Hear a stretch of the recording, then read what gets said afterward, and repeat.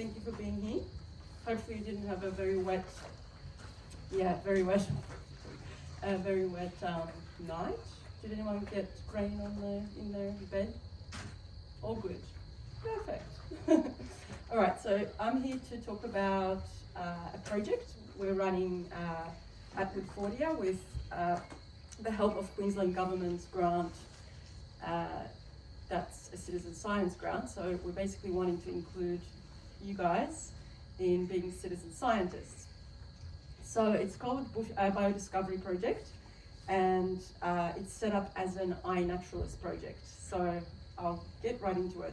My name is Sandra, by the way. I work for Woodfordia as an environmental projects officer, so this is why I run these kind of projects so we can get engagement in science from the community, our patrons especially.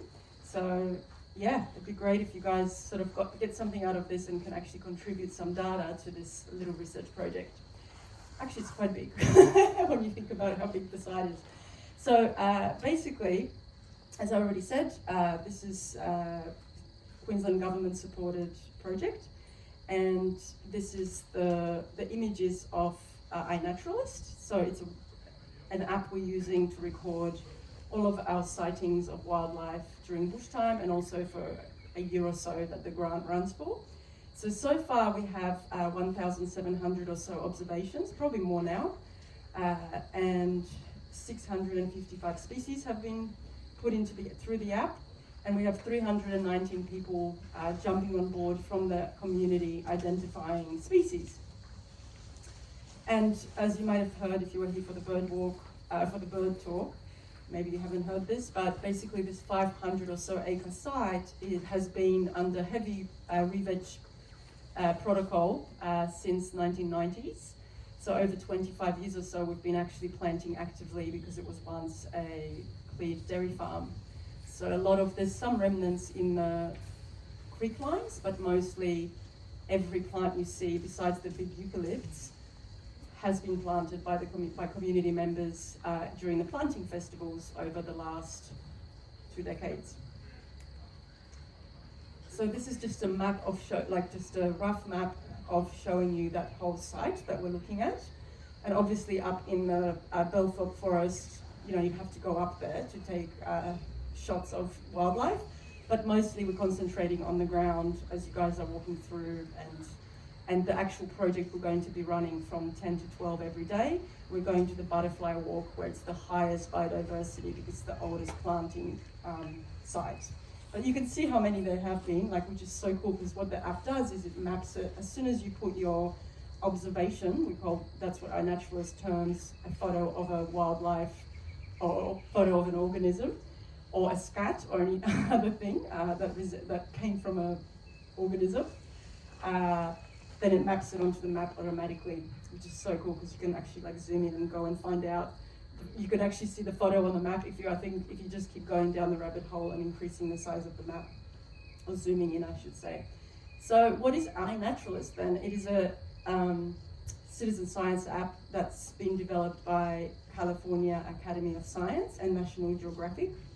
And so far in Australia, we have 43,000 species observed. So that's good, we're getting up there, but obviously other countries, because it started in the US, are way beyond that, and we have way more biodiversity. So we have a lot of catching up to do. But it is crowdsourced biodiversity recording, ID, and mapping tool.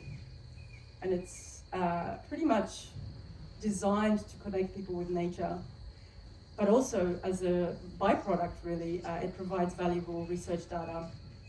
So between 2013 and 21, over 100 published scientific papers have used iNaturalist data. So it shows you that we're really getting to that point of how important it is to involve the community in science. Because when you think about it, if I'm the only one doing it because I'm interested, and I'm a scientist doing the research, you can't really find much as one person. But when you have an army of people getting out there, recording, casually as they, standing in line somewhere and they see a butterfly fly by or something like that, that just increases the potential of getting such incredible data set, a very large one potentially if everyone starts doing it. And obviously not everyone will, but it's one of those things that can really potentially go crazy with how much data we can actually access through people engaging the process.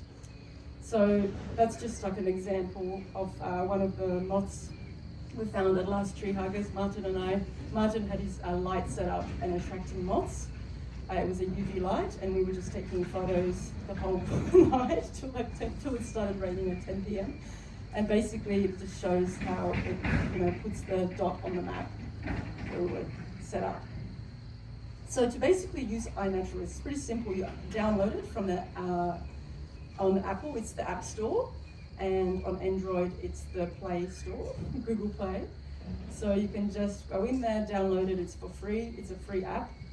And once you set up yourself in there, you record observations. So that's just taking photos of wildlife. And that could be plant, and as I said, it could be a scat of an animal. It could be anything pretty much that resembles life, or was a dead animal. Anything goes basically. Yes. So you can basically then upload it. So there's different variants on how to do that on the different phones, but it's very simple. You share the sighting, the observation, and then people will jump on board, and if it's of interest to them, or there's some people out there that are really keen identifiers, they'll just quickly jump on board and start identifying what you've seen. And then if it's research grade, and I'll discuss that a little bit later, it contributes to the Atlas of Living Australia. So that goes into our atlas, and then that's then becomes really valuable data for research. So basically, what are these observations? And once again, they're a photo you take of an organism, but also a recording. It could be a recording, sound recording, or what else can it be? It will come up later, but it can be pretty much any data that iNaturalist accepts. So once you sign in, it just makes sure that it's yours, so you can create a name basically for yourself. And it will record where you saw it, and that usually comes up with the photo or where you're standing. And if your data is switched on, it will automatically, the photo will come through iNaturalist. So it also comes up with a timestamp, and then you can sort of provide the evidence of what you saw. So that's like a photo or sound. So basically, you sign in. You can join a project. So say like for this project, it's done through the mapping area. So you don't have to join anything. You basically start playing or putting your observations up, and automatically, because the project is designed based on area rather than time or anything like that, it will just go into the project. So your data will automatically show up on the project's iNaturalist page.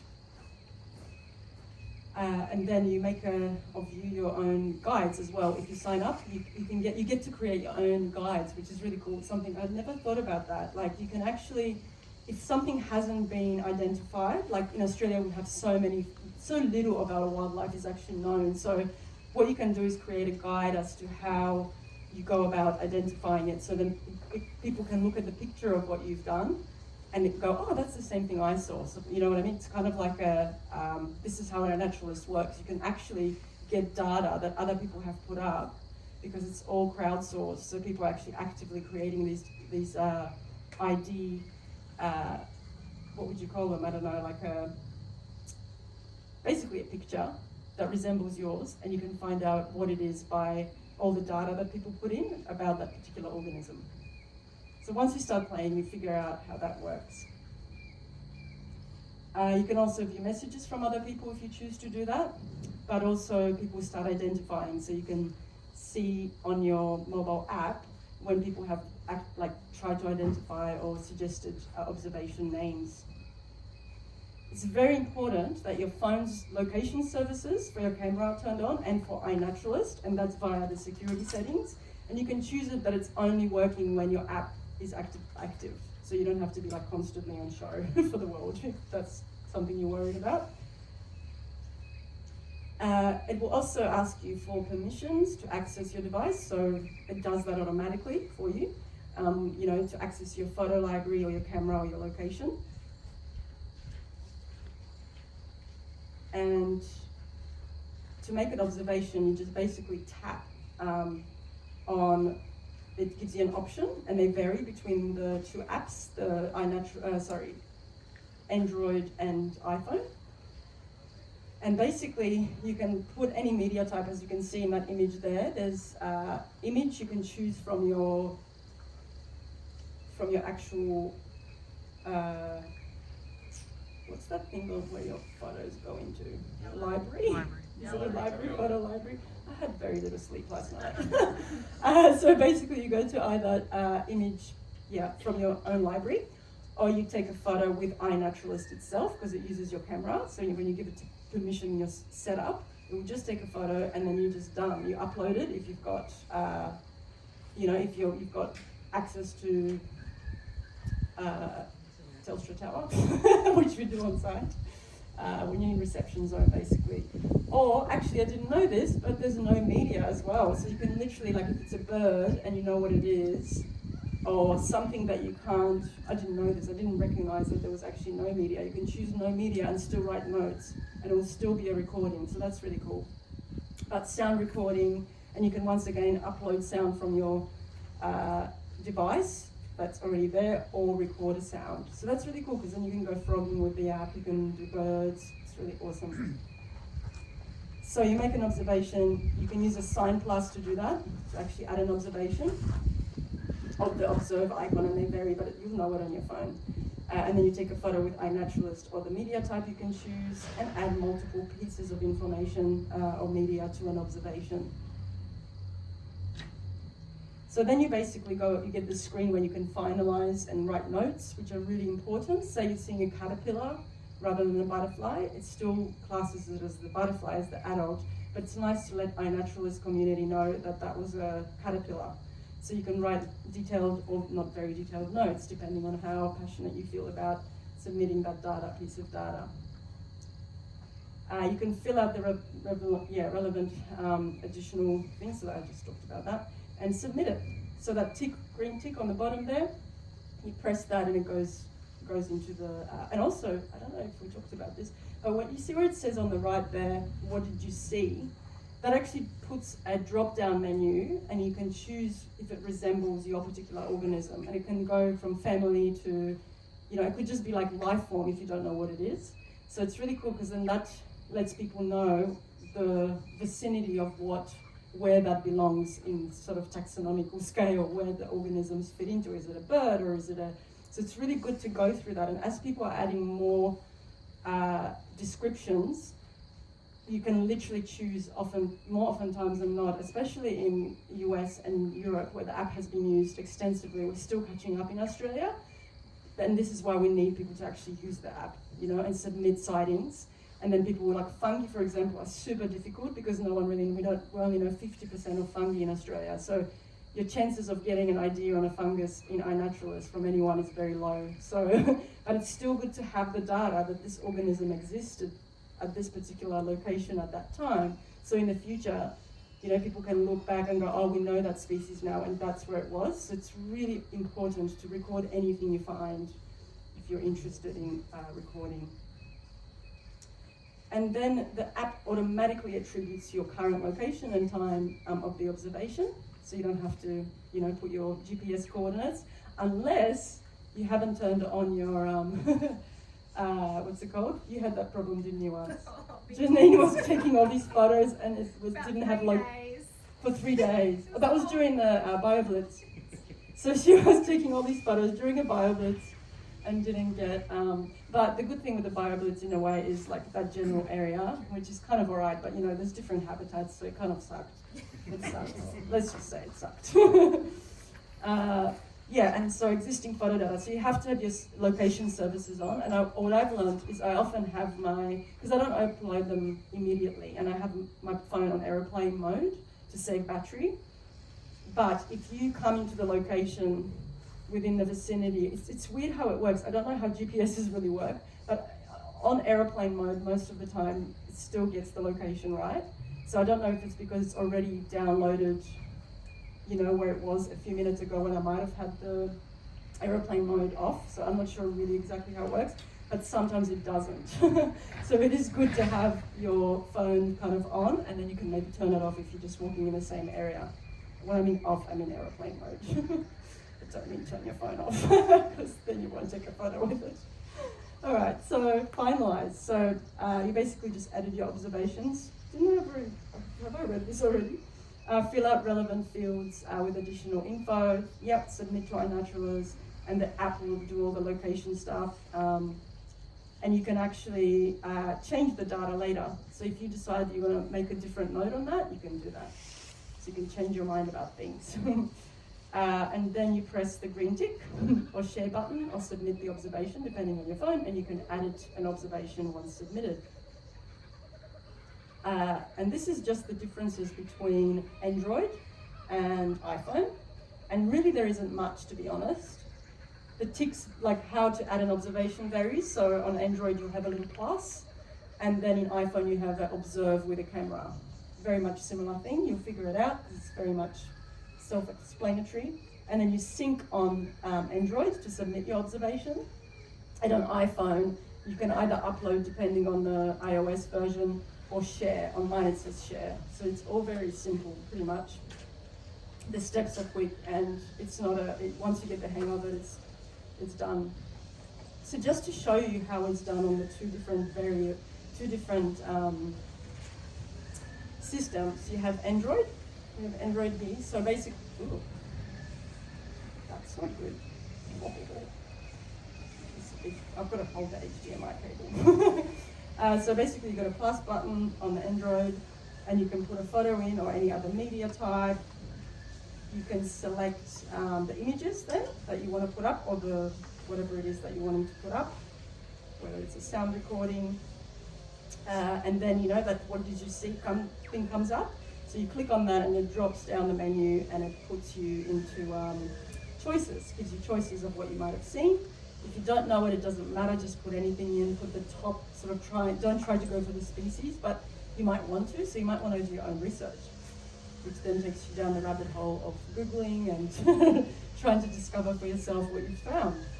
So once you do that, as long as you put something in there, it doesn't matter, even if it's your own note of what you thought you saw, that's an option as well, because as I said, in Australia we have very little knowledge of what we've got, and you might already know the species. Like you might be an expert or something, or you're just really super interested, so you just feel free to put that in. Don't be like constrained by what the options they give you. And then you press the green tick, and, sorry, not yet, you don't press the green tick yet. So that's the drop-down menu, tells you, the AI on the app shows you what you might have found. In this case, we have a Woodfordia magpie. And then Gathon, who's put in the actual observation in there, she's actually made really nicely detailed notes, which is great. She thought it was a juvenile magpie, so she's put it in possibly female. So this is going into like really good sort of, even more in-depth sort of data provision. And then you press your tick, your observation uploads, and then you can check your observation if you want to. And scroll down to have a look at it, it gives you all the data about it and where the info came from and all of that metadata that's there. You don't have to do that, but it's nice to have a look because it's just cool to know what you've put up. And then if more than 2 people identified pretty much to the same level, or if there's 3 people and 2 of them have agreed on the name, it basically becomes research grade, which you can see at the end there. And that's when it gets uploaded to ALA, what is it? Australian Atlas of Living Australia, sorry, yeah. So researchers can look at it that way. And on iPhone is basically you just go observe to the little icon on the bottom with a camera. You choose your images. So you select your images or whatever it is, or sound recording. And then you go next. And once again, what did you see? Very similar process. And and you can have a look here, like it gives you a geo location and stuff. So that's good to know. If you don't have it, it will say we can't. It's not there. So you can put it in manually. A map will come up, and you can literally go to where you want to go. So it's not a big deal if you don't, because you can literally just go on the map and go, I'm here. So that's kind of cool. But it's so much better if the phone or the app already knows where you are and not have to do that. It's just much quicker, but it gives you pretty much good location. And you can also add it to a project if you wanted to. So if it's a project not based on geography like this one, you know, you might want to go and find a project that's on birds, for example, and you then add your data to that project. So in this case, it told me there were mallards and allies. So I chose just the general where the duck fits in, and then I pressed share, and then it sunk. It sunk. It's basically uploaded it, and that was the end pretty much. And then I know see those little red dots, red numbers that on the side here. It shows you how many people have suggested, names. So you can click on that, and you can agree with the persons or disagree if you think, no, I'm right, you're wrong. And it's obviously very simple. It's not like you're actually arguing with anyone. Some people probably do, but you basically have just people suggesting things, and it shows you who does it. So it's really cool. It's like a really, really collaborative app. Hello, did you forget something? Your umbrella. All right, so taking photos, fit for ID. We've still got some time. Fill the frame with the subject to see detail. So make sure you're not just really far away. It's kind of like the organism is easily identifiable from the pic. Make sure it is in focus and not blurry. And you often can do this with, you're probably all great at photos taking. On my phone, I've got to I've got to zoom in by tapping on the organism, so that puts it crisply in. Avoid handling and damaging any organisms, and ensure sufficient lighting. And use macro lenses. That's a really nice thing if you want if your phone doesn't have macro options, just use, but you can buy those clips, and these days some of them are pretty cheap, some of them are better. But you can just play around and make sure it fits your camera, because oftentimes it might not, with the newer cameras with the multiple, what are they called? Lenses. And lighting. I find it really good to brighten it up, especially now that we'll go down to the butterfly walk. It's quite dark there, so it's lovely to put a sort of a not very bright light, but your headlamp works wonders, increasing the light availability for the camera. So I do use that a lot. And when you take a photo that you want it to be, for someone to look at it and go, oh yeah, I can see the detail on this animal and I can identify it. So it's best to take several photos, and often from different angles. So in this beetle, there's the backside. Oh, it even did a poo. Oh, that's the first time I've noticed it. See the little poo in the corner? So we've got a scat photo as well. It's probably a really good identifying feature. And you've got, the side shot and the face shot. You can go crazy with it. And it's good, because scientists will go, I really appreciate that.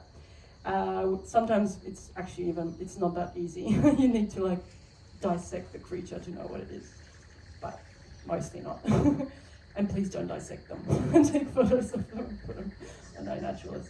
So with plants, photograph the leaves, the flowers, and the fruits. And for small, difficult to focus on objects, add a background, example, a leaf. And here's Gathion's photo showing if she was trying to focus on this without the background and it's off the ground, it's very difficult because it's quite a small, thin thing to focus on. But if you put your hand or a leaf or something behind it, you can then focus on the feature that you want. And of course, if it's too blurry, then it's no good. And if it's too far away, it's also no good. Also, you can add notes about unique observations and behaviors, and location in reference to other organisms is really cool as well. What I love is this idea actually that Helen Schwenke, who's doing a lot of the invertebrate stuff that she's doing for the whole week here, she's dreamed of developing this, interactive sort of a thing where what plant is getting eaten by what organisms, what animal needs a particular plant as its host or as a food source. So to do that, really, you can't really do that with iNaturalist unless you take photos of both and in notes describe that this is feeding on this particular species, or upload the species of invertebrate and the plant separately and try to get both ID'd. Once again, making a note that this creature is living on this, because that's unknown, so we don't know what invertebrates are feeding on a lot of the times, unless you raise your own caterpillars or do something like that, which is, quite difficult and time consuming. So it's great to be able to sort of, because I often just focus on the invertebrates, but then I'm completely forgetting about, well, what's it doing on what plant? That's a really good piece of data as well. Wow, we have 2 million observations, almost 3 million observations in Australia. That's cool. So, do photograph weeds or anything that you see. Doesn't matter if it's not a native plant, because we want to know where weeds occur, so that's a good thing to know. And don't worry about photographing your hens. And mark captive cultivated organisms. So like if something's growing in your garden, or if you go to a zoo, it can be a sighting, but you need to, in the notes, say that this giraffe is not just roaming around in this location randomly. So don't photograph pets, houseplants, or people. Don't upload other people's photos unless they are part of the same observation. Obviously, because it's a good thing not just to use your own data, but also don't steal other people's photos. I don't know how you would do that, but anyway. And resources. That's the last page. That's the last slide. So like, iNaturalist is great with little videos. People have been putting up on YouTube as well. But also iNaturalist has this great video tutorials section. So it shows you all the ins and outs in tiny short, like minute videos. And that's probably the best. That's probably my favorite, because you can just go and find out how to use the app. But there's some that are like here that are iPhone versus Android as well, the two videos. So take a photo of this if you want and just look for these rather than typing those in. But I've labeled them as they are labeled on mostly I think, on YouTube or on Google. So yeah, that's pretty much it. And what we are going to do next, yep. So we're going to go out to the butterfly walk, to a section where kind of has some remnant giant fig trees there, so it's kind of cool. So it's got a little bit of a creek line. There's a nice habitat and lots of plantings have been done in that area. So we found quite cute, a lot of good creatures yesterday, like, oh my gosh, what was that thing called? There were caterpillars of a moth. There's the first thing we walked upon was someone putting their hammock up, these girls. And so I chatted to them about the creatures of the night. I'm going to be happening there tonight and some other nights. So I interacted with them to ask whether that was okay with them, that we're going to have this workshop there. And they're like, are you into insects? And we were like, yeah. So they showed us this trunk, and it had like, I don't know, hundreds, I would say, of caterpillars. And they respond to sound. So one of the girls started singing to the caterpillars, and they were flicking. So you could sing to them or talk to them, even any sound that's at a particular, like higher than a deep male voice, pretty much it was responding to. So they'll be there today. So if you want to come and have a look at them, they're fun to video and sing to.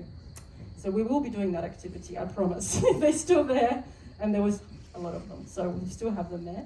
And basically we'll just go out and, depending on how many people come, we'll split into groups, or people just basically roam around that fig tree area. So that area is just go for it, go for your life. And you can look anywhere, like it's a good idea to sort of look under leaves. There's a lot of spiders. If there's lots of spiders, that's a good sign, because they're feeding on the other invertebrates, and it means that there's food for them. So that means it's quite a healthy ecosystem. And depending on the spider species, that also means, having kind of, if you've got that knowledge, you can kind of understand what's happening within the ecosystem depending on the diet of the spider that you know about. That's very technical, but it's really cool to have that observation, because if you put it through, an expert might go through and have and go, oh, it's really good habitat. So Liam's here today, so he's sitting over there. You'll see him coming up. He's come out with us. He's like, go Liam, put your hand up. So if you want to know anything about spiders or other invertebrates like ants and stuff, he's full of knowledge, and he's just got the most interesting stories of what he's discovered through his own, just plunging into amazing world of invertebrates. And you can ask anyone else that you see around, just talk to each other. Janine's got a good idea on things as well, doesn't she? Are you going to come out? You might not even want to come out. I'm forcing you to come out. What time are you going to go? We're going to go now. Doing water bugs. You're doing water bugs now? How come I programmed you in at the same time? All right. Can we do water bugs in the creek lines? I haven't gone and checked it out, so I'd be reluctant to drag everybody over there and then find out Okay. it's not. I've also set up the trays up there. Okay, yep, fair enough. Sorry.